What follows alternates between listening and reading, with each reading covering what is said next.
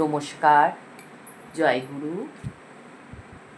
ঠাকুর সীতারাম দাস ওঙ্কারনাথ দেবের দিব্য জীবন ধারাবাহিকভাবে পড়ার চেষ্টা করছি।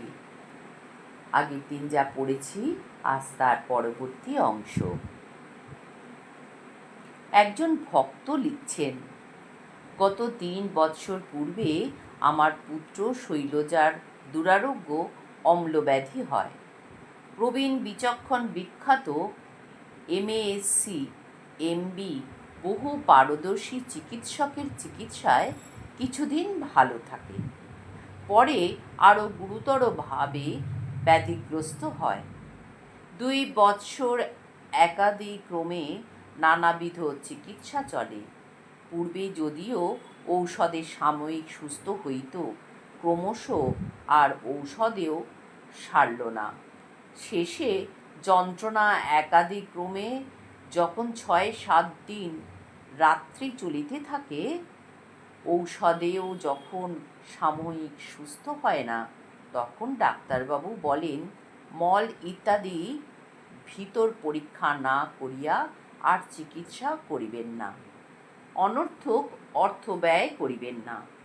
আমি বুঝলাম কোনো জটিল রোগ হইয়াছে নিশ্চয়। পাছে আমার ভীতি আসে, তাই ডাক্তারবাবু কথা চাপা রাখিতেছেন।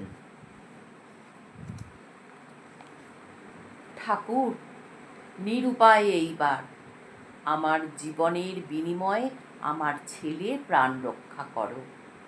আমার একমাত্র সন্তান, তুমিই রক্ষা করো। আমাকে পৃথিবী হইতে সরাইয়া নাও যদি প্রয়োজন থাকে। এই মর্মে নীলাচল আশ্রমে শ্রী ঠাকুরের গত দীর্ঘ মৌনের সময় পত্র দিই। সেই রাত্রিতে যখন ছেলেটি যন্ত্রণায় ছটপট করিয়া আর্তনাদ করিতেছে, তখন আমার মনের কি অবস্থা তাহা একজন পুত্রবান মাত্রেরই সহজ বোধগম্য হইবে। এক মনে ঠাকুরকে ডাকিতে থাকি।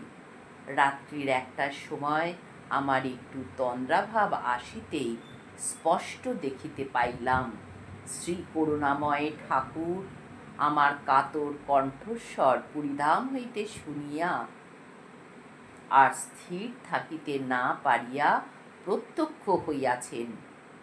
গগনস্পর্শী দেহ ধারণ করিয়া আমার সম্মুখে আসিয়া ঈষৎ হাসিতে হাসিতে বলিতেছেন, ভয় কি, ভালো হবে। আমি তাহার এই বিরাট মূর্তি দেখিয়া অত্যন্ত ভীত হইয়া বারবার বাবাকে রক্ষা করো বলিয়া উঠিয়া মশারি তুলিয়া ঘরের দরজা খুলিয়া বাহিরে পায়চারি করিতেছি।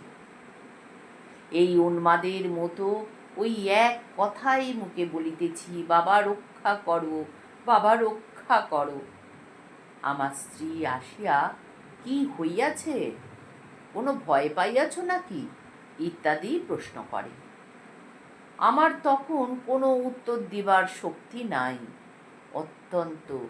অন্তত আধ ঘণ্টা পরে তাহাকে সমস্ত ঘটনাই বলিলাম। দেখা যাক ঠাকুরের খেলা। একটা সাহসও পাইলাম।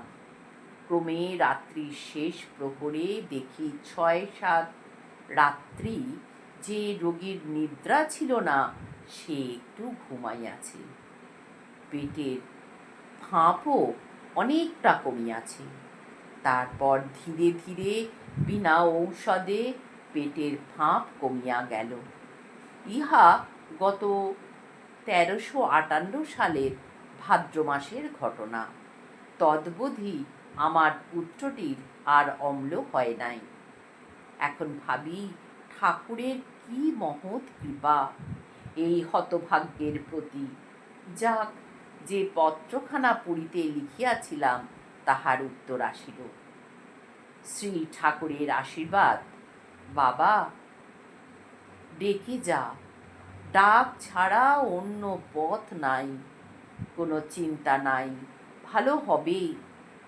একটা নিঃশ্বাসও যাতে ব্যর্থ না যায় চেষ্টা করিস। কয়েক দিনের মধ্যেই ছেলেটি সম্পূর্ণ সুস্থ হইল। আজ এই পর্যন্ত। আগামী দিন আবার এর পরের ঘটনাটি পড়ব শ্রী শ্রী ঠাকুরের কৃপা হলে। জয় গুরু, জয় গুরু, জয় গুরু।